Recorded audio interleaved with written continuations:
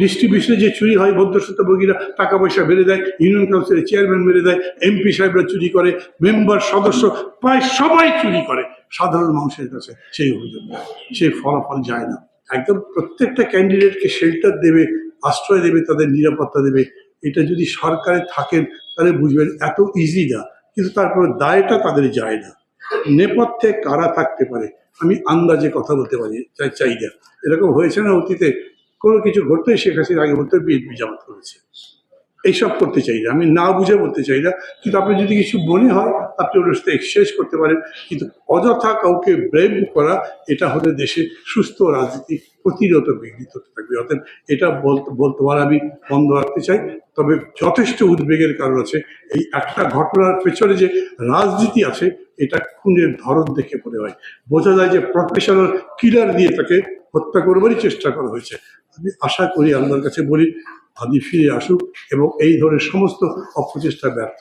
কিন্তু তারপরেও আমাদেরকে ভাবতে হবে যে রাজনীতিকে নিশ্চিত করার জন্য, রাজনীতিকে সুগম করার জন্য এই নির্বাচনটা ভালোভাবে হওয়া দরকার, যে কোনোভাবেই হোক। আপনাকে বলতে হবে কিরকম করে আপনি দুর্নীতি দূর করতে পারেন, বলতে হবে কিরকম করে প্রোডাকশন বাড়াবেন, কিরকম করে ন্যায্য অধিকার প্রতিষ্ঠা করবেন, কিরকম করে যে বঞ্চনা বৈষম্য যার বিরুদ্ধে লড়াই হলো, বৈষম্য বিরোধী বাংলাদেশ গড়তে চাই আমরা। অথচ প্রতিদিন পেশাজীবী যারা আছেন বিভিন্ন পেশায় তারা আন্দোলন করছেন কি দাবিতে? বেতনের বৈষম্য দূর করো, ভাড়া আমাকে ঠিক মতো দেওয়া হচ্ছে না, আমার বাড়ি ভাড়া ঠিক মতো দেওয়া হয় না, আমার বেতন কম বলেই যাচ্ছে। এবং সেগুলোর উপরে সরকার এখন তো আর কিছু করবেনই না, যেহেতু নির্বাচন শিডিউল ঘোষণা করা হয়েছে।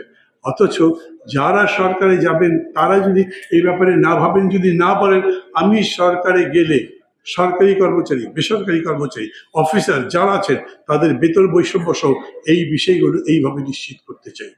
আমি এই দেশের ছাত্র সমাজ যারা এখন লড়াই করলো, লড়াই করে আমাদেরকে আসবার সুযোগ করে দিল, তাদের শিক্ষার জন্য, উচ্চ শিক্ষার জন্য, সমস্ত মানুষের শিক্ষার জন্য এই ব্যবস্থা করতে চাই।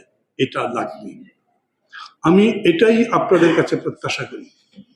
আমি চাই, ধরেন আপনাদের মতো কেউ একজন অথবা আপনারা চারজন মিলে একটা প্রস্তাব দিতে পারেন, এইভাবে চললে আমরা দেশে দুর্নীতি দূর করতে পারি। সম্ভব? দেশে দুর্নীতি দূর করা সম্ভব।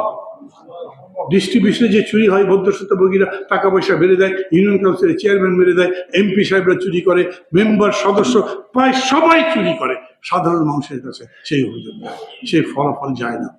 আমি আমার এলাকার মধ্যে সভা করি, মানুষ বলে আপনি বেকার ভাতা পেয়েছেন? বলেন না, 10,000 টাকা তাকে সেই দিয়ে গেল। প্রতিটি জায়গাতে গরিব মানুষের যা প্রাপ্য, যা সরকার দিচ্ছে সেগুলো সবাই নিয়ে যায়।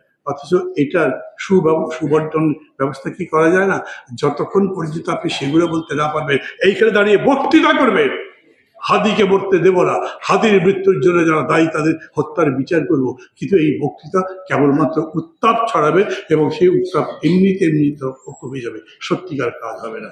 অতএব আমি আবারও বলি, আপনারাই আমাদের আন্দোলনের ভ্যানগার্ড, এই দেশের ভ্যানগার্ড, এই কারণে যে আপনারা যেমন অন্যায়ের প্রতিবাদ করবেন তেমনি ন্যায় সঠিক পথে প্রতিষ্ঠিত করবার জন্য সেই লড়াইটা গড়ে তুলবেন।